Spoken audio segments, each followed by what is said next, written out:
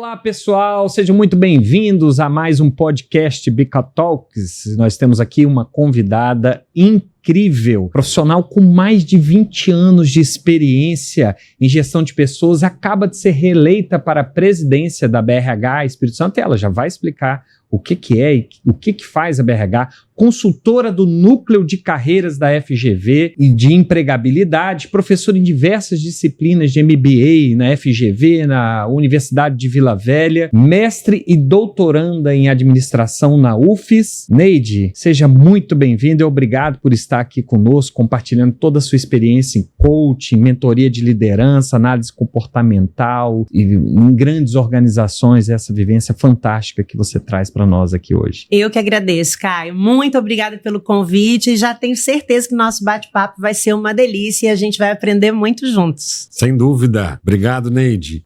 O Caio acabou de falar um pouquinho aqui que você foi reconduzida ao cargo de presidente da BRH. Fala um pouquinho pra gente o que é a BRH. A BRH é a Associação Brasileira de Recursos Humanos. Ela tem a nossa matriz, que se chama BRH Brasil, e somos em mais 21 seccionais ao redor aí, dentro do país, desenvolvendo nossa linda missão, que é disseminar conhecimento sobre o mercado de trabalho. Então é uma paixão, é uma associação sem fins lucrativos e que trabalha com voluntariado. E como é que você se organiza e divide seu tempo entre ser líder na BRH, professora, consultora e todas essas outras coisas aí que o Caio já disse que você faz? Rodolfo, acho que o grande segredo para a gente conseguir administrar tanta coisa, primeiramente, é a gente amar, né? Cada uma dessas coisas que a gente faz. Trabalhar com a consultoria, trabalhar na docência, para mim é algo muito gratificante, porque também tem como a mesma missão o que a BRH faz, que é disseminar conhecimento. Então é claro que existem aquelas dificuldades da agenda que não se estica, daquele tempo que a gente queria que se transformasse em 48, mas só temos 24. Mas sempre dá para administrar quando você consegue priorizar e se organizar dentro dessa agenda. Então dá para ter um pouquinho da Neide em cada lugar, dependendo de onde, naquele momento, eu considero que é a prioridade. Fantástico. Ô Neide, vamos falar um pouquinho, né, sobre liderança em um mundo digital, né, e remoto, né? Esse mundo volátil que a gente tem, experimentado, aliás, experimentado não, vivenciado, né? E tão acelerado, cara, após a pandemia. E, na sua opinião, olhando para nossos líderes, quais são as competências essenciais para o líder nesse mundo remoto, digital, híbrido, volátil e desafiador que nós temos hoje? Esse mundo que sai do VUCA e vem para o BANI, né? A gente só vem trazendo nomenclaturas assustadoras, mas de que, como você disse, de certa forma a gente precisa o tempo todo buscar essa adaptação. Então, na minha opinião, e aí não é só o achismo da Neide, eu gosto muito de acompanhar tendências, relatórios, pesquisas mundiais que fazem realmente busca por essas competências. A primeira coisa, independentemente do segmento, é a gente conseguir ser um líder adaptável. Então, acho que isso tem tudo a ver com o momento que a gente vive. Outra coisa é a gente conseguir, nesse mundo digital, remoto, com tantos desafios, trabalhar a nossa inteligência emocional. Né? O quanto a gente consegue conviver e sobreviver a esses tantos e tantos desafios que todos nós, enquanto líderes, precisamos o tempo inteiro resolver. Outra coisa muito importante é a gente buscar, inclusive, a aprendizagem digital. Para mim, essa é uma competência importante. Né? Não dá para eu incentivar o meu colaborador a usar uma determinada ferramenta nesse mundo digital se eu ao menos sei a importância dela, para que ela serve. Então também é uma competência muito importante. Poderia ficar falando várias, mas vou definir mais uma. Comunicação, desde os primórdios sempre foi importante, continuará sendo cada vez mais para esse líder que quer continuar sobrevivendo, vivendo muito bem nesse mundo digital. Nossa, Neide, você só trouxe resposta difícil, né? Para mim, você ia falar, olha, só estudar tal matéria, ser um hiper especialista, mas não, né? Você está trazendo competências aí, comunicação, né? A capacidade de aprender né? Eu acho que o interesse de reaprender e aprender a aprender o tempo inteiro, Todos os né? dias. A flexibilidade, enfim, você traz praticamente palavras de ordem, poderiam estar estampadas numa bandeira. Mas a gente sabe que ainda há um núcleo resistente, ou seja, acho que muitas organizações têm na sua composição aquilo que você estava falando, né? Que o líder, para ele cobrar ou para ele determinar que a equipe faça, ele tem que ter um básico de conhecimento na tecnologia, pelo menos entender um pouco dessas ferramentas, entender o que o mundo digital traz.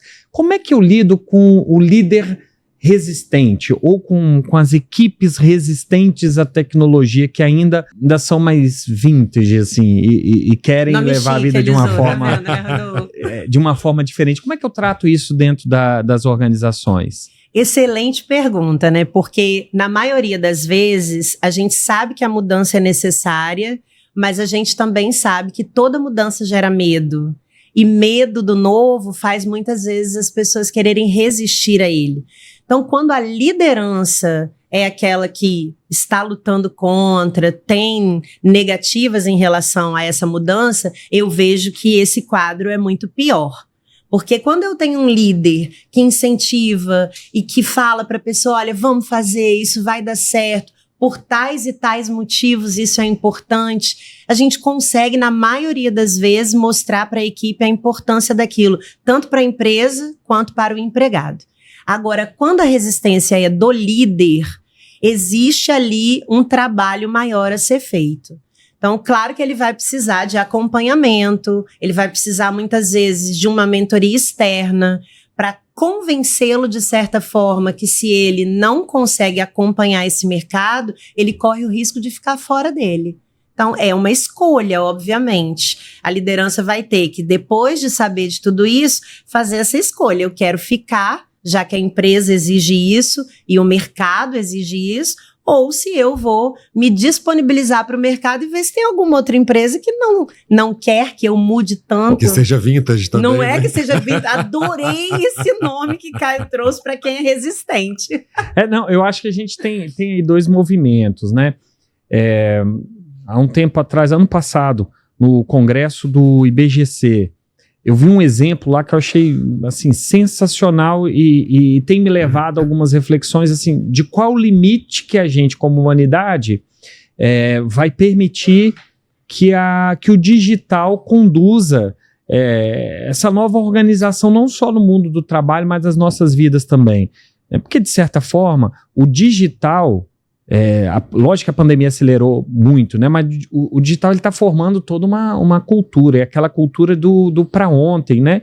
É só a gente parar para pensar. O WhatsApp, a pessoa manda ali a mensagem, se ela não é respondida, já fica ansiosa, chega até a telefonar para você, né? E às vezes não é no horário do expediente, é 11h30 da noite, então, né? as demandas não têm mais horário para poder chegar, né? E aí eu não estou falando só de uma relação necessariamente de trabalho, né? profissional, mas assim, nas relações pessoais, porque elas estão permeadas pela tecnologia, ou seja, a tecnologia está ditando o ritmo que a gente vai viver, e eu acho que a gente chega a uma velocidade que a gente começa a valorizar também o atendimento mais humanizado, né, mais vintage. Então a gente precisa equilibrar a utilização da tecnologia para promover essa humanização do atendimento. E eu estou falando porque nesse congresso teve um banco digital e falou assim, olha, a gente está migrando agora, introduzindo uma nova plataforma, que é a agência, onde a gente vai ter gente atendendo gente, porque tem gente que precisa ficar na fila lá para poder conversar, interagir com outras pessoas, que sentem falta de um gerente dizendo se pode aprovar o crédito ou não. Então a gente percebeu que há um público específico para esse contato mais humanizado. E ali eu enxerguei que aquilo era uma limitação. Fala assim, bem, a tecnologia eu vou utilizar até aqui, daqui em diante eu não vou deixar mais ela determinar a nossa vida. Mais ou menos algo parecido com a questão do DNA, da possibilidade de replicação do ser humano, dos clones, né? A gente sabe que existe tecnologia A biologia já avançou para isso, mas a humanidade, por uma questão ética, falou, não, isso a gente não vai fazer. A questão da energia nuclear e das bombas nucleares, né? A guerra Ucrânia-Rússia poderia ser resolvida num botão e dizimar a população de um país ou de outro, mas a humanidade falou, não, isso aqui tem um limite ético humano aqui, talvez isso aconteça com a tecnologia também. Mas o fato é que esse é um contexto que ele veio e está ditando a forma como a sociedade se organiza e como a gente se comporta. E aí, mencionando o ponto do home office, você acha que veio para ficar? Porque a gente vê aquele movimento, né, da digitalização e trabalhar de casa e agora a gente está tendo uma discussão de voltar com o trabalho para dentro das empresas. Você acha que veio para ficar? Você acha que é algo que é perene? Como é que você, estando no topo, né, da visão, podendo enxergar isso de uma maneira macro, vê a questão do home office? Caio, o home office veio para ficar, eu não tenho dúvida disso, mas também não tenho dúvidas que ele não é para todo segmento e para toda área. É muito importante que a empresa consiga analisar qual é o serviço que ela presta ou o produto que ela vende e consiga verificar quando ela ganha e quando ela perde com o home office. Mas a gente já vê um movimento no mercado onde empresas que não dão a opção para esses empregados que poderiam, né, ter a possibilidade do home office, que estão perdendo mão de obra qualificada. Então, também é uma escolha de cada empresa, né? Verifiquei que eu tenho condições de ter um trabalho home office para determinadas áreas. Se eu não ofereço isso, eu tenho concorrente que está oferecendo.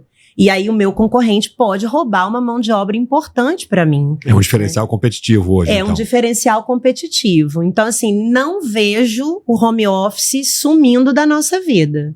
Só que eu entendo que existem segmentos que não vão poder oferecer o home office, porque se o serviço dele é tete a tete, né, se eu tenho que ter o contato humano, como é que eu vou colocar? Relacional, né? Você fala aquelas atividades que ela tem um conteúdo mais relacional. Exatamente. Que depende da interação. Da interação, da conexão, dessa venda humana. Então, isso, na minha opinião, não perde espaço para o home office.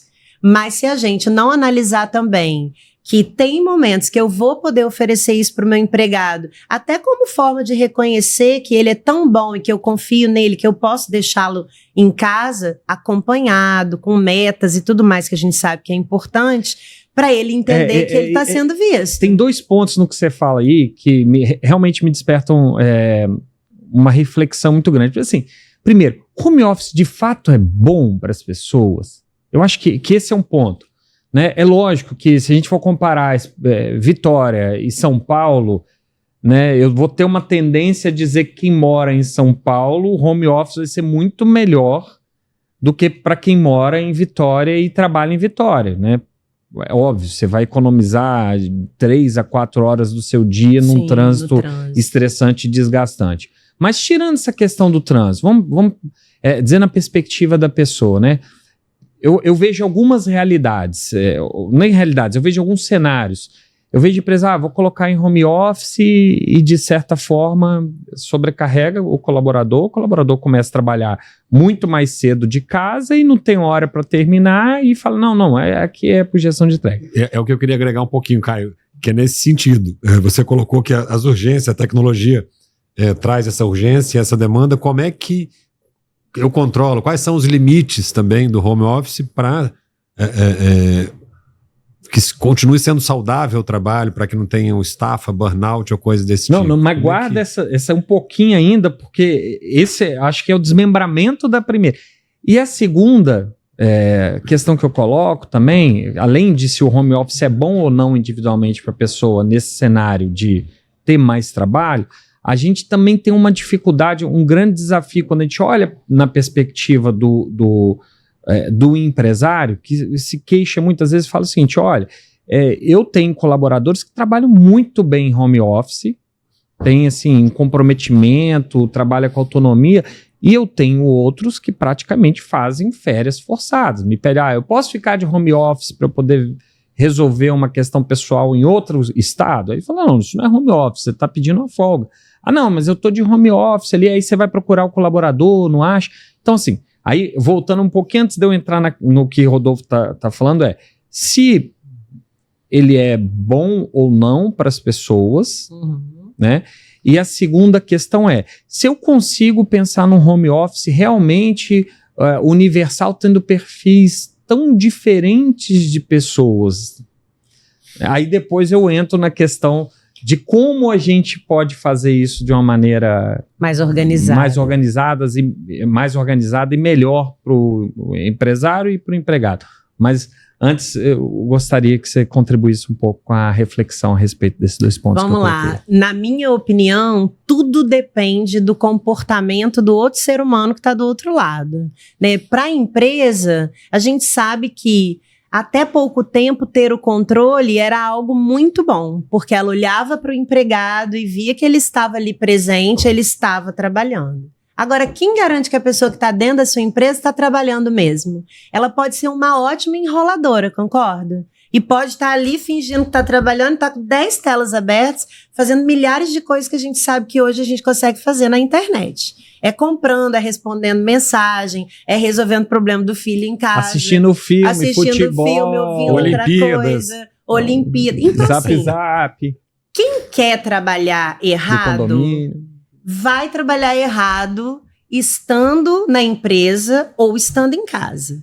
É bom para o empregado, se ele é uma pessoa comprometida, eu te garanto que para determinados perfis é melhor. E não é a Neide que está falando isso. Saiu uma pesquisa há pouquíssimo tempo da Gartner. Foi até a Marta Gabriel, que é uma grande referência. Ela publicou no Instagram, no LinkedIn dela, depois o pessoal pode procurar, que ali está comprovadamente em pesquisa dizendo as pessoas são mais produtivas, alguns perfis em home office. Porque aquele cafezinho, a Neide adora um cafezinho. E às vezes eu vou sair 3, 4 vezes para tomar um café, encontro o Caio, que adora um cafezinho e mais um papo, e vai ficar ali 15, 20 minutos, 30 minutos falando de coisas que se eu tivesse em casa, eu pegaria o café, levaria para a mesa e continuaria trabalhando. Mas também tem aquele que o filho está em casa, e aí ele distrai com o filho, começa a fazer coisa lá e não vai também. Nossa, isso me lembra. Gente, a pandemia foi uma loucura, porque eu fiquei de home office com criança dentro de casa, né, esposa de pé quebrado, e sem colaborador, porque tinha Covid, enfim. E aí... Eu te confesso que assim, o home office para mim, né? Naquele momento não foi bom. Hoje, né, quando eu tenho alguma coisa que eu preciso concentrar e não posso ter gente entrando na sala, eu às vezes fico em casa para fazer a peça jurídica, ou parecer, alguma coisa assim. Mas é difícil a gente ter essa medição. Por isso que vai muito de pessoa para pessoa, Caio. Assim, tem gente que não vai conseguir trabalhar sozinho. E como é que a organização entende e custa... Tudo bem, você tem uma organização com 10, 15 pessoas, mas uma organização que tem milhares de colaboradores, como é que ela personaliza, entendendo? Esse aqui vai ter home office, vai funcionar. Esse aqui pode até me enganar, mas eu vou dar um trabalho dele vir para cá e tentar me enganar na cara dura. Né? Como é que a gente faz isso? Aí eu vou um pouquinho, porque desculpa, eu roubei a pergunta de Rodolfo, que Rodolfo estava perguntando assim, como que a gente faz isso, né? Como? Né? E aí, Rodolfo, traz a sua pergunta e a gente vai tentando discutir e responder. Não, mas eu acho que é nessa linha mesmo. Como é que a gente consegue organizar para que funcione bem para o colaborador que está em casa, para a organização, e para que isso fique dentro dos limites razoáveis e necessários, para que não aconteça, como o Caio disse, eu vou de home office, que eu tenho que ir lá em Fortaleza visitar minha avó e tal, então eu estou de home office, mas também que ela não fique às 11h30 respondendo aquela mensagem do WhatsApp que o cliente mandou achando que é urgente e tal. Exato. Como é que eu disciplino esses limites? Mamãe sempre me ensinou uma frase que eu adoro repetir para tudo: o combinado não sai caro. E, na minha opinião, a empresa precisa ser muito clara quais são as regras, quais são os horários que você precisa me atender e que dali para frente é só se for muito urgente, aí não vai ser com um WhatsApp, vai ser com uma ligação que seu gestor vai ligar. Tem que ter meta, tem que ter acompanhamento e não é eternamente no home office. A gente fala muito hoje do híbrido. E o que é o híbrido? É a mistura. Esse é um aspecto que eu ia perguntar, como é que você lida com a cultura com quem só trabalha em home office. Mas antes disso, é desesperador quando você tenta falar com a pessoa no horário de expediente, você precisa dar um retorno para o cliente e não consegue. E vou te dizer, muitos empresários se queixam dessa situação. Por isso, assim, como é que a gente administra isso no atacado, né? Mas eu acho que você está trazendo um pouco de clareza. Indicadores, metas. Se eu liguei uma vez, não me atendeu, tá dentro do horário de expediente. Não me atendeu e eu não falo nada. Eu marco uma reunião com essa pessoa logo em seguida. Olha, vamos abrir a câmera, eu quero saber o que aconteceu. Eu preciso contar com você. Eu tenho algumas aulas que dão a possibilidade de a gente assistir virtual, mas a regra é muito clara do jogo. É necessário abrir a câmera. Não sei, a gente, né, enfim, a gente precisa entender qual é o melhor mecanismo, porque aí também tem uma história de que, eu não gosto de abrir a câmera. Tem gente que fala não quero invadir, não quero porque vai invadir a minha privacidade se eu abrir a câmera. Não, você bota um fundo de tela, gente, o combinado não sai caro. Se você viesse para a empresa, você viria com um pacote na cabeça tapando o seu rosto? Não. Então, se você está em casa, não quer que ninguém veja sua casa, tem milhares de fundos lindos que você pode colocar atrás de você, inclusive a logo da empresa. É por isso que chama de home office, né? O office está ali, você não está só em casa, Exatamente. Né? Você está de casa no trabalho. Exato. A tecnologia permitiu isso, eu estar num lugar... Mas trabalhando. Exato. Então, eu acho que é isso. E aí, assim, eu acho que só completando aquilo que a gente estava falando, por um lado, o medo do empregador, do empregado não fazer aquilo que precisa ser feito. Por outro lado, o empregador ultrapassando limites também no sentido de cobrar muito mais. Isso, aí não paga hora extra e sobrecarrega. Como é que... Eu ouvi um dia desse uma pessoa falando assim, Neide, eu mandei para o meu funcionário um pedido, era um sábado, 3 horas da tarde. Sabe o que ele me respondeu? Que ele ia olhar na segunda-feira, porque ele não estava no horário de expediente. Um absurdo! Mas é um absurdo por quê? Se o horário dele é de segunda a sexta. Esse cara não é engajado, ele não é comprometido. É assim que eu avalio o engajamento e comprometimento do empregado? Eu combinei com ele antes, porque se falar, Neide, sábado eu posso precisar de você, posso contar com você? Pode.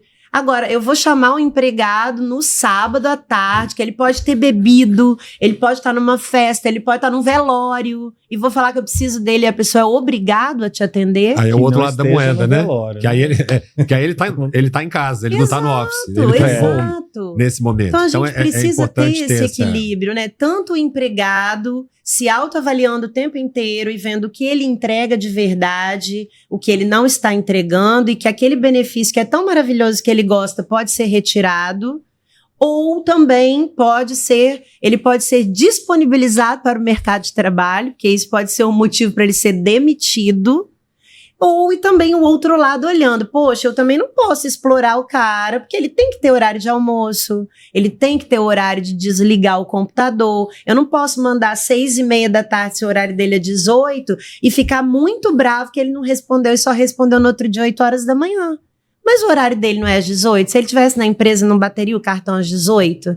Por que em casa, 18h30, ele tem que te responder?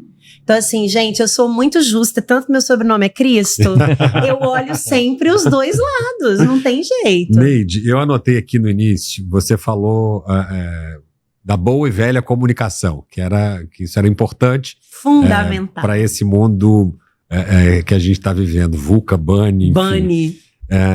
Como ter uma comunicação eficaz nesse ambiente de trabalho remoto, híbrido? A gente já sabe que dentro da empresa, presencialmente, isso já é uma dificuldade clássica do gestor. Como fazer uma comunicação clara, transparente, eficaz por esses instrumentos tecnológicos e de trabalho remoto e à distância? O óbvio precisa ser dito. Eu sou fã dessa frase, que hoje em dia já tem até livro, tá, gente? O óbvio precisa ser dito. Então, se você tem dificuldade hoje já numa empresa que está todo mundo presencialmente para você passar uma informação e todo mundo entendê-la da mesma maneira, imagina como é muito mais difícil quando você não está vendo a comunicação não verbal lá do outro lado. Então é importante que a gente tenha vários meios de comunicar e vários meios de checar o entendimento. Existem várias ferramentas, plataformas, né? O próprio Teams, que hoje, né, é tão usado, o Zoom, Slack e muitas outras formas da gente enviar comunicados, mas não adianta só colocar esse comunicado lá e achar assim, o Caio leu e entendeu. É óbvio. Eu tenho medo do óbvio, gente.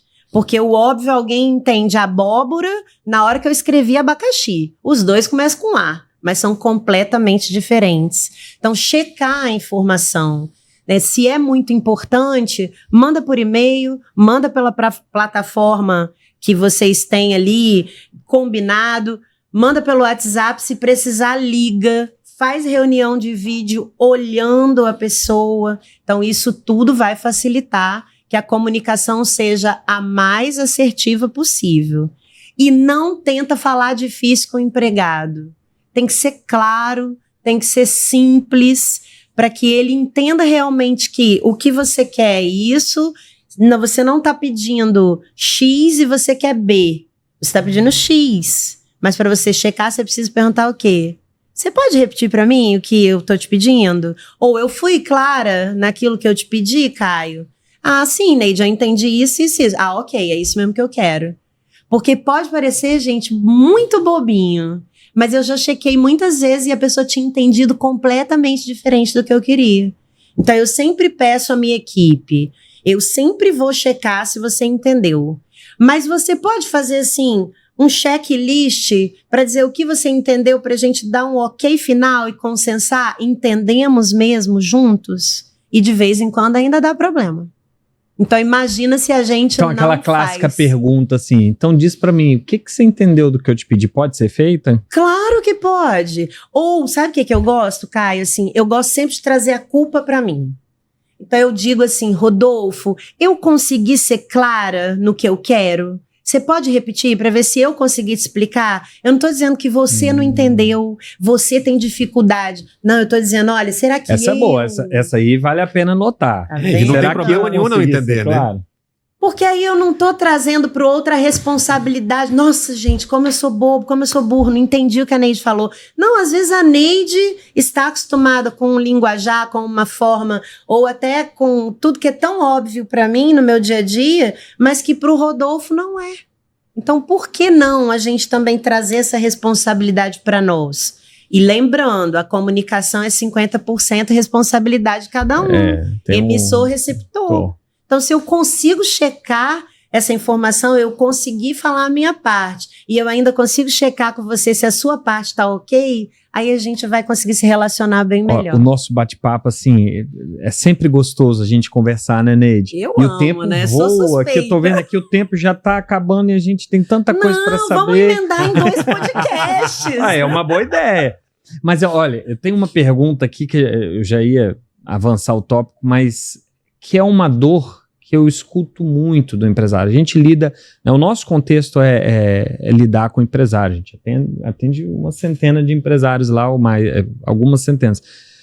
E assim, qual o desafio que eles trazem? Como é que eu desenvolvo e retenho talento nessa cultura híbrida, trabalhando em home office? Tem empresas, inclusive, que o trabalhador, nem no processo admissional ele vai fisicamente na empresa, né? Então, como é que eu desenvolvo? Identifico, desenvolvo e retenho talento nesse ambiente tão difuso, assim?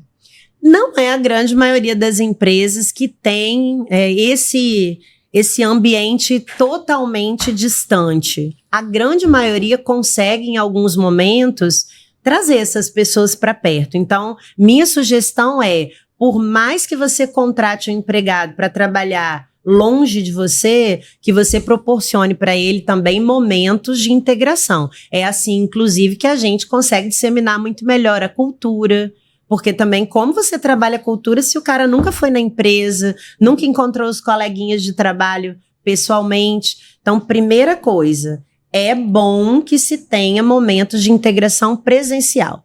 Neide, não dá.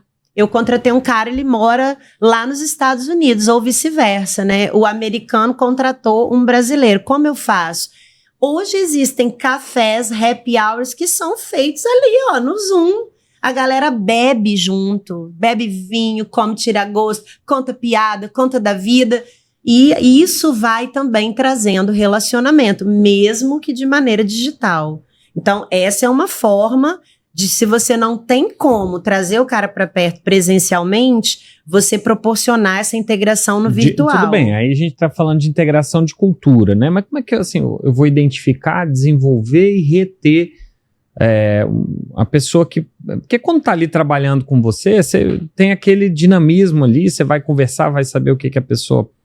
Ou vai saber não, mas vai ter uma tendência maior a entender o que a pessoa pensa, como é que ela vê o futuro junto a você, junto ao negócio e tudo. Mas a distância, fica aquele... Às vezes tem aquela dificuldade, será que ele está sendo claro comigo? Ou a gente está conversando sobre isso, né?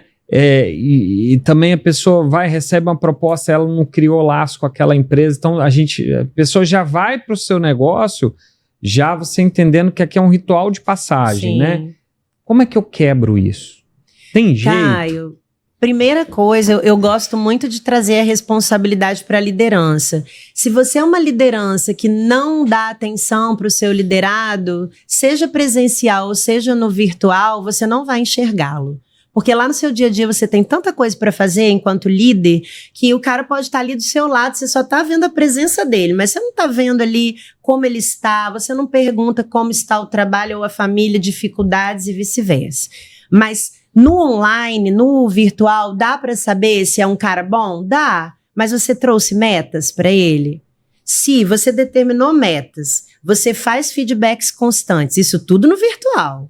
Você viu que ele cumpriu meta. É uma pessoa comprometida? Dá com certeza para você avaliar. Olha, já é a 4ª vez que você fala a palavra meta aqui na mesa, né? Eu tô entendendo que nesse mundo digital, acompanhamento, indicador e meta precisa estar dentro do negócio. Eu estenderia senão não tem como sobreviver. Só para o mundo digital. Caio, o ser humano precisa de meta. Vai para uma academia e fala assim, eu não quero nada não, né? Deixa eu só malhar. Será que você vai ter o mesmo desempenho, vai traçar sua barriga lá de tanquinho, ou vai emagrecer, como é o sonho da metade da população, se você não botar uma meta, mesmo que seja pequenininha? Aí o povo fala assim, não, Neide, mas administrativo não tem meta. A área jurídica não tem meta, é só processo. Dá para ter meta para tudo. Inclusive... Qual é o prazo de resposta do cliente no WhatsApp?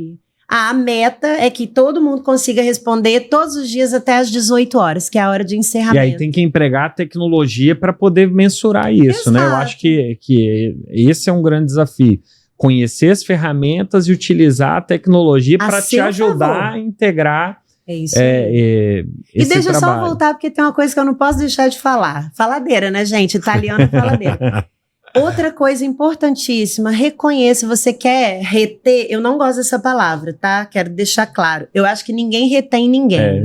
No casamento, parece tá reclusão, né? Não é? Parece um presídio. Vou prender o empregado. Deus que me livre. Eu quero que ele fique comigo, que ele ama a minha empresa, ele me ama como líder. Então, eu não gosto da palavra por isso. Mas você quer que aquela pessoa permaneça com você? Reconheça aquela pessoa. Não deixe para dizer que ela é importante para você quando ela vem com a carta de demissão e ela recebeu outra proposta. Que ela vai falar assim, seu bandido, você não me viu até hoje, agora vem aí chorando suas mazelas. Então não adianta. Se você reconhece constantemente, se você tem formas de mostrar para aquele empregado o quanto ele é importante, o quanto você valoriza o que ele faz, se puder, não necessariamente sempre, dá uma premiação, que seja assim, levar para um almoço, ou incorporar alguma coisa ali que ele vai receber. Mas, gente, as pessoas querem ser vistas, querem ser reconhecidas. E isso tem que ser no individual, né, Neide? Não adianta Sempre. No coletivo falar, tá aqui para todo mundo. Quando você faz para todo mundo, você não tá fazendo para ninguém. Exato, parece que não dá a importância que a gente precisa enquanto ser humano. A pessoa precisa se sentir reconhecida, individualmente reconhecida. Exato. E às vezes, Caio, é o seu muito obrigado no individual. É você chamar e falar, Neide, tô te chamando aqui hoje porque que trabalho sensacional que você fez, você tá de parabéns. Você sabe da importância do seu trabalho para a nossa organização? Você sabe o quanto que isso agrega valor? Traz mais cliente para nós, faz a gente receber certificações, né, de qualidade. Poxa, muito obrigada, eu tenho muita satisfação em ter você aqui no nosso quadro. Poxa, gente, a pessoa sai com a responsabilidade de continuar sendo muito bom. Agora a pessoa faz todo dia, sabe quando você chama ela? Quando é para dar um esporro, quando ela errou, quando ela esqueceu, quando ela não cumpriu um prazo. Você está valorizando essa pessoa? Não está. Então, ó, de novo eu digo, o básico precisa ser feito para depois a gente pensar em milhões de tecnologias e de coisas super mega power, assim, chiques para implementar na empresa. Ou seja, a medalhinha tem muito valor ainda, né? Com certeza, e vai continuar tendo, porque ser humano ó, tem aquilo que a máquina não tem, coraçãozinho, gente. Você falou da máquina, agora eu vou virar a chave aqui. Eu acho que essas dificuldades todas que a gente está debatendo que vão acabar, né? Porque a inteligência artificial veio para substituir a gente, nós vamos parar de trabalhar. Eu vou defender até a morte que a inteligência artificial não nos substitui, trabalha para nós. E é isso que a gente precisa acreditar.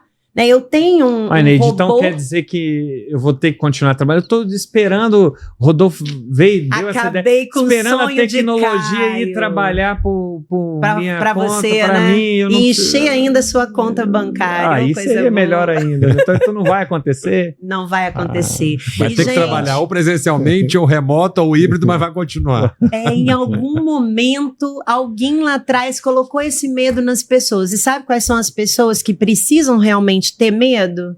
Aquelas que são contra o tempo todo a toda a evolução, porque elas vão brigar até o fim para não evoluir, para não aprender a tecnologia, para não querer fazer aquilo que a máquina não faz, que é o estratégico, criativo, humano.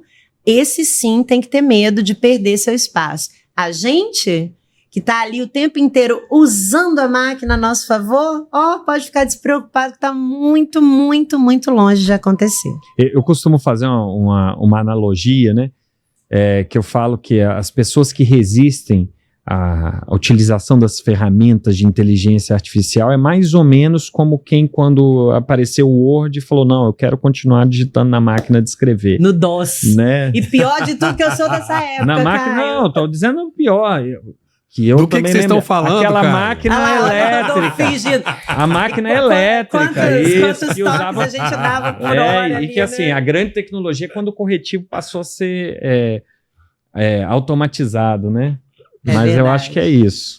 A gente tem que parar de falar, né, na minha época, e a gente tem que falar assim, olha, eu me adaptei, eu fazia daquele jeito, mas hoje eu faço diferente, porque eu cresci, eu evoluí junto com tudo isso. Aí sim a gente está usando todas as inovações e tecnologias a nosso favor. Isso é muito importante, né? Isso é muito bom também. É verdade. Acho que o nosso tempo tá Não, acabando. Nosso tempo já foi embora, mas eu ainda tenho mais uma perguntinha aqui, que é: o que você percebe de mudança em termos de impacto à saúde mental das pessoas, né, impulsionadas por esse mundo digital? E aí já vou fazer uma pergunta mais ampla, que eu gostaria que você desse uma perspectiva do trabalhador, no empregado, mas também estou falando para as lideranças, né? Como é que isso é desafiador e como é que isso impacta a questão da saúde mental? Porque, de uma certa forma, a gente está sempre... E você falou, isso aqui é a cultura de hoje, né? E eu não estou dizendo que ela esteja errada, a gente precisa achar uma alternativa, que é responsabilização da liderança, né? E permitir que as pessoas cheguem à liderança, aquelas que também têm essa responsabilidade. Exato. Mas, de certa forma, eu acho que a liderança ela é tão impactada e ela tem os desafios do digital como o liderado. Perfeito. E a responsabilidade de também de viver, de conviver com essa com esse impulsionamento digital é também do liderado, ou seja, é uma responsabilidade que é de todos, é da sociedade, é do empregador, é do empregado, é do consumidor, enfim, é de todos. Como é que você traduz e que tipo de mudança que você enxerga e fala, olha, esse aqui apareceu, ou ela ficou muito evidenciada a partir desse impulsionamento digital? E aí eu estou falando, obviamente, em relação à saúde mental. Sim.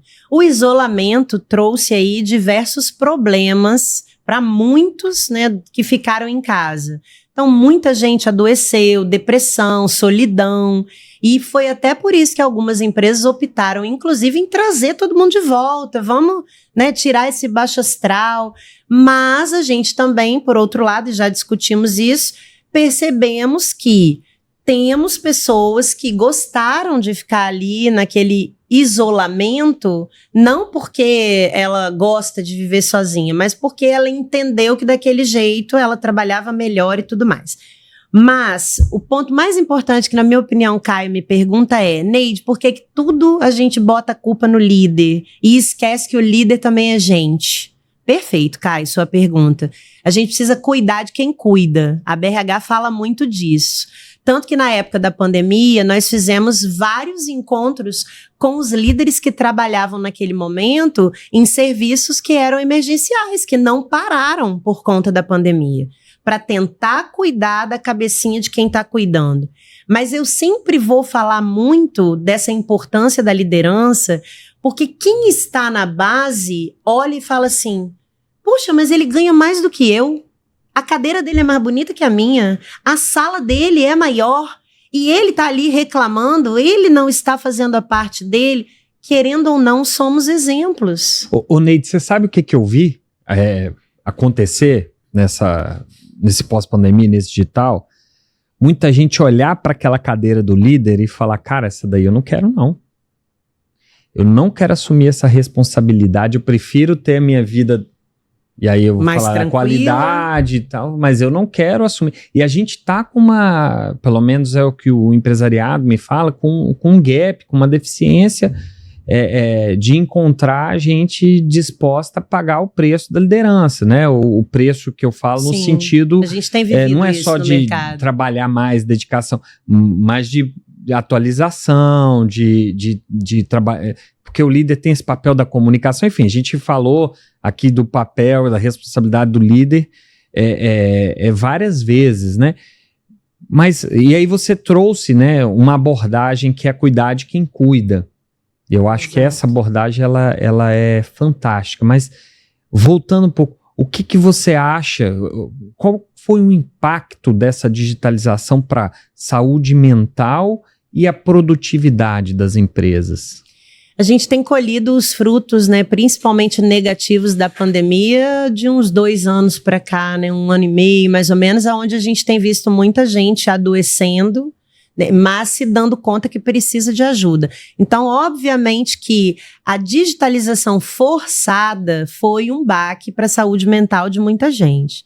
Mas, Caio, eu insisto em dizer que muito da nossa saúde mental impactada é culpa de uma alta cobrança que as empresas fazem, a liderança aceita e repassa. Então, ó, eu tenho o CEO que normalmente vive para o negócio. E aí ele cobra da liderança que está ali tática. A liderança tática começa a entender que ela também precisa viver para o negócio. E aí quem está ali na base, que não quer aquela vida, com certeza vai dizer, não, eu prefiro ganhar menos e ter vida. Ter paz, ter saúde. Então, concorda que isso também é algo que a alta liderança precisa começar a perceber? Que se para você a empresa é a sua vida como um todo, você não pode também impor que para todo mundo isso também seja verdade. Eu posso querer ser uma empregada muito comprometida, de 8 às 18, de segunda a sexta. E eu vou dar o meu 110% ali. Eu não sou obrigada a querer trabalhar no sábado à noite ou no domingo, porque o Caio, que é o dono, ama fazer isso e acha que todo mundo precisa. Então, eu acho que é um pouco daquela clareza do combinado, dos papéis. Agora, o digital, ele é cruel, né, o Neide? Porque a gente pode usar N exemplos, O né? digital é imediato, Mas né? o digital é instantâneo. imediato, o consumidor é imediato, a gente é imediatista. A gente quer comprar na Amazon e quer que chegue ontem. Né? E aí a gente fala, mas a empresa, só que a gente como sociedade Ficou cobra imediatista, exato. das empresas e das pessoas. Ou seja, a gente criou uma relação digitalizada extremamente estressante, imediatista. E aí o que eu penso é como que a gente rompe essa cadeia, né? Porque você fala da liderança, eu também conheço vários empresários que estão esgotados e também falam, nossa, mas aí eu preciso ser competitivo, preciso ser produtivo, a empresa precisa ser produtiva, senão a gente perde mercado, aí não tem como manter os empregos. Mas a troco e a gente de quê? vive... Eu acho que essa é a grande pergunta. E a gente vive esse ciclo vicioso, que não é nada virtuoso. Então, eu comecei falando lá e acho que essa é a reflexão, é como a gente, como humanidade, coloca um freio nisso, porque isso vai ter que ser uma opção. Fazendo porque a tecnologia ela é escolhas. infinita. Exato. Nós vamos ter que fazer uma escolha coletiva de falar, cara, até aqui a gente foi. Mais do que isso, não, porque olha a inversão, né? A máquina trabalhava para o homem. A máquina trabalha hoje com o homem. Só que a gente está indo para um caminho que o homem vai ficar escravizado da máquina. Se é que em algumas Se ele permitir questões a isso. gente Já não esteja. já não está, né? Porque do WhatsApp, por exemplo, a gente já está. Você quer dar uma pane mundial? Corta o WhatsApp, Telegram e acaba esses meios de comunicação e você vai ter uma pane mundial. É isso, né? Mas, Caio, aí eu sou a pessoa de gente, então eu vou bater sempre na tecla. As escolhas são nossas. Quem é que responde o WhatsApp 11h30 da noite? É o cara que me mandou no horário errado ou é a Neide, que está respondendo no horário que não deveria? O limite tem que ser imposto por cada um. Ô, Neide, mas esse negócio ele é tão mais profundo. Olha, a gente tinha que fazer um outro Vamos ter podcast. que fazer uma terapia, Tinha que trazer uma fazer. psicóloga Não, é também. porque, por exemplo, conversando com uma advogada que está há muitos anos numa das maiores empresas de tecnologia do mundo. Tudo é feito dentro de um tracejamento psicológico viciante. Isso está sendo feito com as nossas crianças. Tudo. Então, não é tão voluntário assim. Não é tão voluntário. Talvez seja tão involuntário como, sei lá, como o açúcar, aquilo que você vai incorporando ali no seu dia a dia, e depois você não consegue se desintoxicar. Né?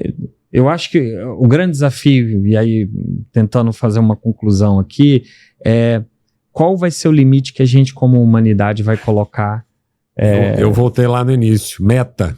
Tem que botar meta. Eu não vou responder, eu vou fazer. Isso, Exato, meta. Exato. E aí, Caio, quando você fala, né, dos limites, a gente precisa entender o limite de cada um, entendendo que o meu limite não é o seu. Então, quando você fala assim, a gente precisa fazer uma meta coletiva, nesse caso, eu te digo, a gente precisa fazer uma escolha individual. É a Neide entendendo que na idade dela, com a família dela, com as escolhas dela, ela vai precisar dizer não, o que a gente está desacostumando a dizer. Hoje a gente tem que dizer sim para tudo, que eu vou perder o cliente porque ninguém vai me querer contratar mais. É a sociedade do sim. E aí, mas só que a gente precisa dizer os não. Sabe por quê, Caio? Olha a quantidade de gente com 30 anos infartando. Não, dizer não e aceitar o não também, porque a gente também não aceita o não. Exato. A gente lida, o não é uma coisa natural. A gente é orientado para não dizer não para os nossos filhos. A gente, né? Mas tem... Eu não dou né? moleza, não. Eu digo não. Eu claro sou muito que não. old school nisso aí, porque eu também coloco o limite, digo não, e enfim, mas... E tá com certeza ajudando seus filhos, tá? Porque senão vão ficar sem limite lá na frente. Existe orientação nesse sentido, e a gente, como sociedade, está desaprendendo a ouvir o não, mas eu concordo com você e acho, né, que você que está acompanhando nosso podcast aí, deveria ouvir a Neide. Ela sabe o que ela está falando, tem muita experiência e acho que infelizmente nós vamos ter que encerrar. Eu ia pena, né? falar em dizer não temos mais tempo. Não temos mais tempo. Apesar de ser um papo muito gostoso, né? Foi um prazer, muito bom, gente. passou muito rápido. Adorei conversar com vocês. Obrigado, Ney. Pode convidar mais vezes que eu volto. Vamos fazer. Pessoal, e a gente encerra assim o nosso podcast, esse episódio de hoje, que foi uma delícia aqui com a Neide. Obrigado, o Rodolfo, nosso host aqui, também é sensacional, traz muita leveza para o nosso podcast. E nos acompanhe, compartilhe, tá aqui o nosso link, não deixe de clicar, tem mais coisa boa vindo por aí.